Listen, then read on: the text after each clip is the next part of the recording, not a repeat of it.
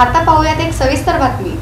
शिवव्याख्याते तथा तुकोबारायांचे वंशज शिरीष महाराज मोरे यांच्या आत्महत्येनं सर्वत्र हळहळ व्यक्त होते आहे।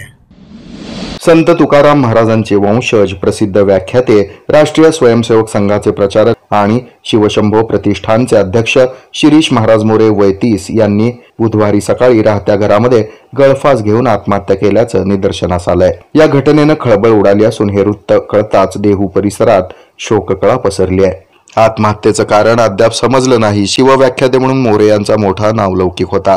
दुर्दैव म्हणजे नुकताच त्यांचा विवाह ठरला आणि टिळा सुद्धा झाला होता। ज्याच्या कपाळावर टिळा नाही त्याच्याकडून खरेदी करणं टाळा असं आवाहन शिरीष महाराज हे हिंदूंना करत होते। हिंदूंवर होणाऱ्या अन्याय अत्याचारावर ते कायम भाष्य करत असत। लव जिहाद, उद्योग जिहाद, लँड जिहाद, फूड जिहाद, धर्मांतरणासारख्या प्रकरणावरही त्यांचं भाष्य गाजलं होतं। त्यांच्या जाण्यानं सर्वत्र हळहळ व्यक्त केली जाते। हे आहे मेट्रोकास्ट केबल नेटवर्क आणि आपण पाहत आहात द न्यूज